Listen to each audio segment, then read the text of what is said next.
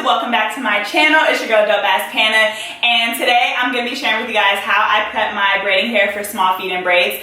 And I'm super excited to bring this video to you guys because I know a lot of you guys have been asking me how I prep my braiding hair, and I don't put it in most of my videos just to save time. Like, nothing on my channel is really a secret, so I'm super excited to be able to share that with you guys today. I'm also going to be giving you guys a couple of tips of how you can speed up your services.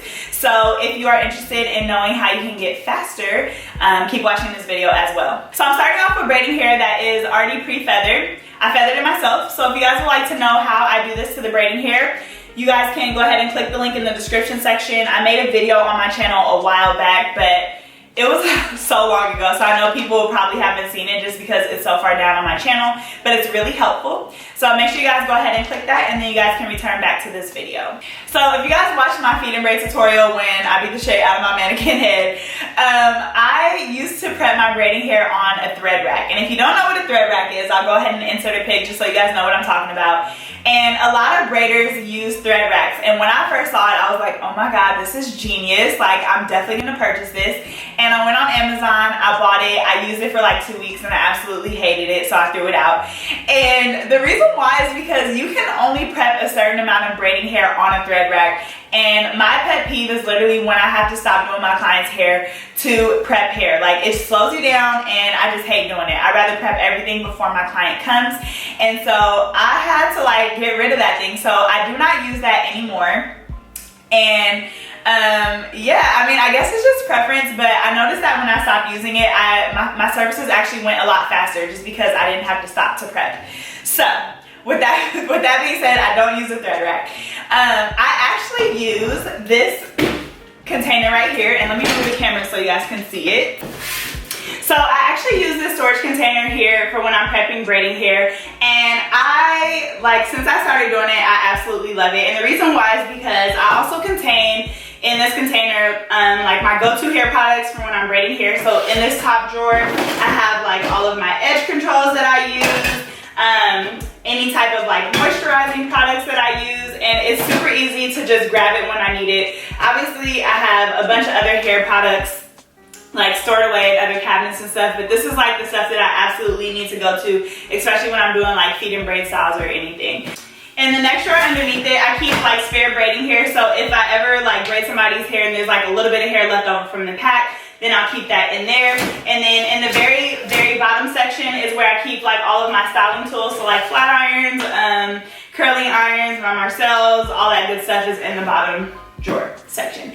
So it's literally like everything that I need to go to when I'm doing hair. It's super convenient. Whenever I'm prepping braiding hair, I always turn the container around, and I'm gonna be prepping the hair this way on top of the container. That way, if I ever need to pull anything out, I can always come to the other side, and the braiding hair is not affecting me opening, closing the drawers, because obviously the hair is gonna be kind of hanging over a little bit, and it will get in the way if the drawers were on this side. I include all braiding hair in my pricing, and the reason why I do that is like for multiple reasons. Number one, when you tell somebody to get 6 or 8 packs of hair, they run out and get the cheapest hair that they can get. It feels like plastic, or sometimes the packs are really thin, so it's not enough. And also, I obviously have like certain braiding hairs that I like to braid with, so I obviously want to use my favorite braiding hair. I know what I can use to get this out to look the best that it can. And also, I obviously get a discount, so it's cheaper if I purchase the hair for my clients anyway. Lastly, and the biggest reason is because I like to prep the hair before they come. So I leave enough time in between each client to make sure that I'm able to prep all of the braiding hair that I'm gonna be using for each client. Sometimes I can only feather the hair and I'm not able to like prep it out, but for the most part, I try to like prep out all the braiding hair that I'm gonna be using for whatever client is getting ready to show up. And so with that being said, if I'm doing a feed and braid style that's gonna require 3 packs of hair, I'm gonna prep out 3 packs of hair on top of this container, and all the hair that I need is ready to go. Guys, when I tell you that has saved me so much time on my services, just having all the hair ready to go, like, I can't even tell you. Like, it's saved me like at least an hour of time on each style that I do.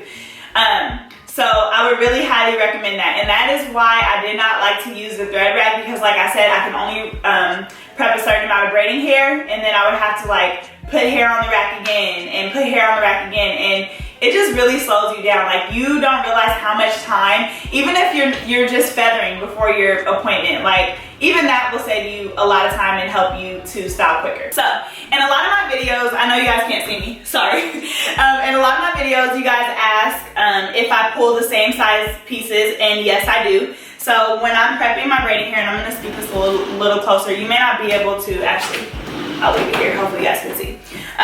For my small feet and braids, I'm just taking off a small piece, and I'll show you guys how big it is.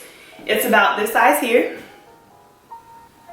Okay, and I'm gonna try to pull out that same size. Now obviously, like, I'm not weighing the hair out, I'm kind of just eyeballing it, and I'm trying to pull out the same size pieces that are just really small. And right now, I'm just kind of laying them over the top of each other. So here you guys can see they're kind of just overlapping. Sometimes you do have to be careful that it's not connected.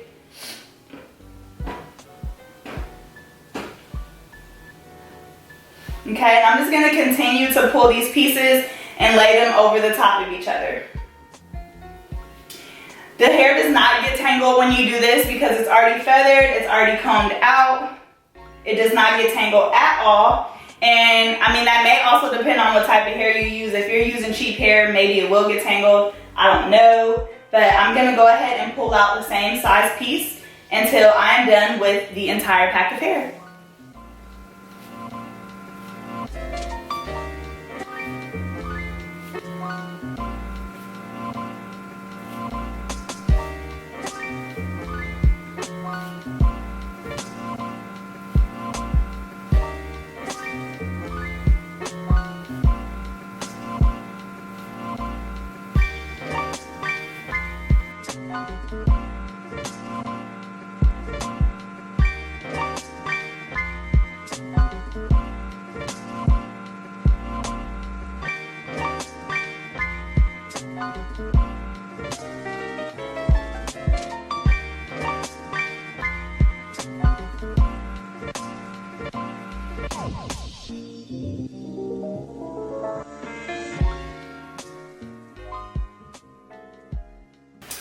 Okay, so here you guys can see that I just prepped all of the braiding hair, and let's just say that I prepped 3 packs of braiding hair. There will be 3 packs of braiding hair on here. When I'm actually braiding, I also like to keep my products on the tray so I can move this hair over to the side. I'll have my shine and jam there, I'll have my edge control there, and let's just say I obviously don't use this comb, but I'll have my comb there. Boom, okay? The great thing about using a container like this, and this is also another thing that I didn't like about the thread rack, is that it wasn't mobile, okay? This moves. So as I'm doing my client's hair and I need to move this around the station, I can move it around the station. And for me, this size was a perfect height. So I'm 5'4". As you guys can see, it comes up to my kneecaps, but as I'm braiding, I usually squat anyway, so I'm like this, and it's perfect for me to grab the hair and feed it in. I like to keep all my pieces the same size, and sorry, I'm trying to scoot back because I'm like cut off. I try to keep all my feed-in pieces the same size, and the reason why is because for small feed-in braids, if it is too big, I can always take a piece. So I just pulled up a random piece. Like for example, when I'm starting a feed-in braid, obviously this piece would be too big to feed in as the first piece.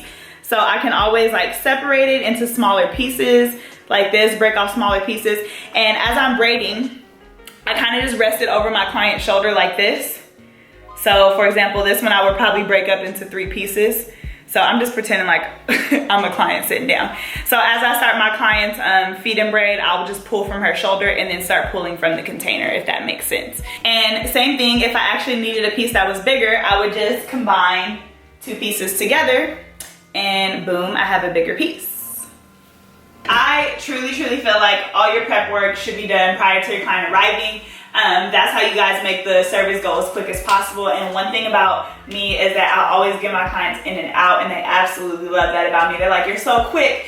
But I also want to reiterate that like being fast is just a plus. So like you should never compromise the neatness or the look of a style just because you're trying to get people in and out, because I'm pretty sure people would rather wait an extra 30 minutes, extra 45 minutes for you to actually take your time and get the style correct versus you just trying to be super fast.